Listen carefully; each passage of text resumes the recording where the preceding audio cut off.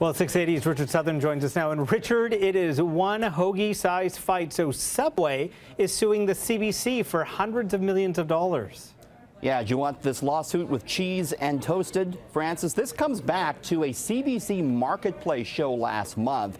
It claimed that the chicken sold at Subway restaurants contained half soy filler. So the segment did DNA testing at Trent University, and it reportedly found that the oven roasted chicken at Subway contained only 53% actual chicken. The rest was soy filler. This got press all over the world. Subway now suing CBC for $210 million, claiming the report was defamatory and absolutely false. Subway contends that its chicken is 100% white meat. The public broadcaster is standing by its findings. You know, the allegations, Francis, really come at the wrong time for Subway. Sales have been sliding at the chain for the past 2 years.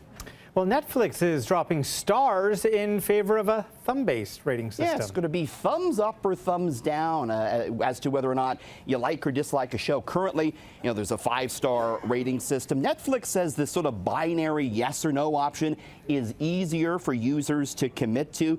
The company said a lot of the users actually like to rate shows. 50% of users have rated at least 50 different titles. The changes will be rolled out in the next month or so. And Netflix stock has been a favorite of investors. It was higher today. It's up 45% over the past 12 months. Now, it is St. Patrick's Day, and many will be downing some green beer. Of course, it's traditional. But is the beer industry in trouble? Oh, goodness, Richard, say it ain't so. Oh, yeah, it's another green product, Francis, that's taking business away from Suds. New report out finds that pot is taking a buzz out of the beer biz. 27% of beer drinkers have or would, if it were legal, switch to marijuana. In Colorado, where pot has been legal for recreational purposes for a while, drinkers there, they bought 7% less beer in 2016 than they did in 2015. Study found that brewers stand to lose about $2 billion annually. Obviously, the alcohol business isn't going away, but they have reason to fear the growing marijuana industry, Francis. Interesting. Now, Richard, another green product. Let's talk about, what do we want to talk about? Oh, well, yes. It's you might be going out. You it's might have people a few indulging in drinks. Yes, and yes, these are products that could come in handy if you're a little bit tipsy. This could help you out tonight if you're going out for a few, Francis. Don't drink and drive, first of all. Secondly, though, you may want to consider some of these. How about a glass that layers alcohol and a chaser? You got your booze on the top, chaser on the bottom, so no more bad taste when Francis shoots back his peach schnapps. That's $15. Next, how about a decision-making coin? 4 options on this: beer, wine, whiskey, or go home. You know, if you don't know what to do at the end of the night. That's $5. Next, a stylish watch. 680 news time. Maybe time to go home. Another way to, you know, maybe decide when the night's over. That's $40 for that watch. How about a shower sip caddy? This could come in handy tomorrow morning when you got the hangover, maybe some hair of the dog in the shower. $15 for that. You're going to need the motion detecting toilet light, Francis. It'll even light up the room if you're holding someone's hair back tonight. Wow. $16 for that.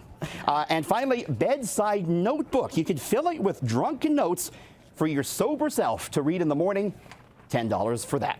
You know, I hope nobody needs any of those, honestly. Let's remind people not to drink and drive as well. Just absolutely. Okay.